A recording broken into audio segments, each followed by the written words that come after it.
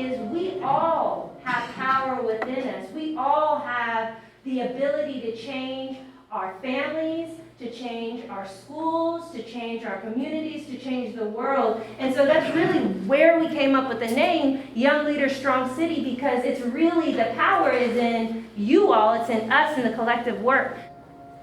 Most of my ideas are pretty simple. You're in the sweet spot for how to think like an activist. Because as you enter your teen years, the veil starts to fall off everything, you know? You begin raising yourself. And you look around and you say, wow, this is totally screwed up. But it's not your fault yet, right? So you can see it clearly. Nobody's judging you in here, right? I like to say that we don't like safe spaces when we talk about race. We like courageous spaces, right? So we want you to be, feel courageous, right? Like, it's just like people don't like change. Like whenever like these things happen, there's usually gonna be chaos and there's gonna be people that are against it. It's like the thing is like there's no better way, because whatever way we do it in, like people are gonna be against it and there is gonna be chaos because of them. So that's all I have to say. Because of the fact that I have so many intersectionalities, because I'm black, I'm trans, and I'm a woman as well, whenever I go to fight, I'm fighting for those intersectionalities. I am the one who's taken individuals across the Deep South to see where today, if you go to Jackson, Mississippi, there's still tainted stains from pools of blood that collected after the assassination of Medgar Evers. No matter what we're studying, I'm always bringing up racial politics. I'm always bringing up gender politics. I'm always naming it.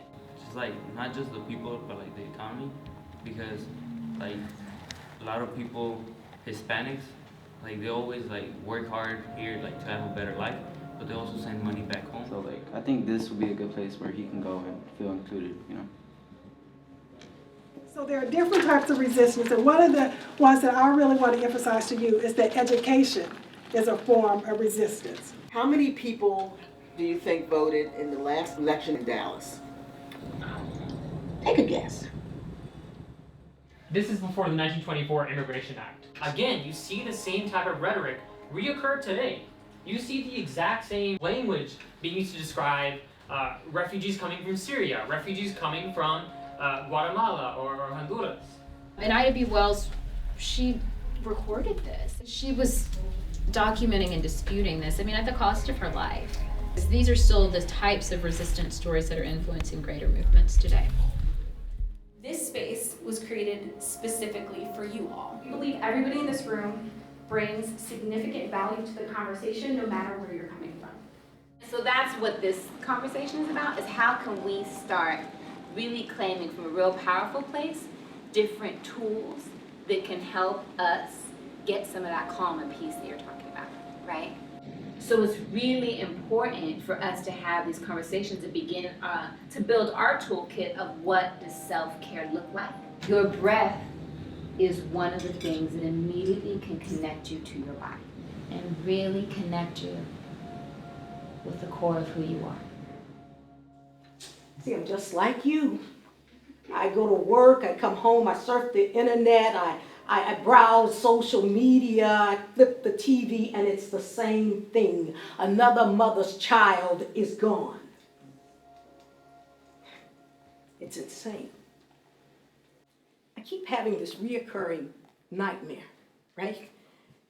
I have this dream that I am this verse from an old Negro spiritual, except when they sing me, there are no chariots coming for to carry any young black or brown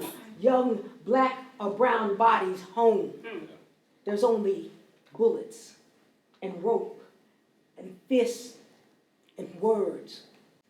Words that spring off the tongues of Richard Spencer's and young people with hate in their hearts and old people with hate in their hearts, and then there are those who have forgotten their vow to serve and protect everyone. See, it's insanity. And I'm just here trying to make sense out of insane.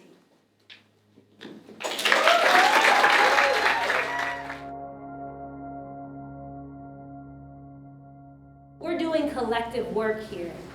Today is about exploring the things that are wrong and things that need to be changed, but it's also about recognizing our power to change it.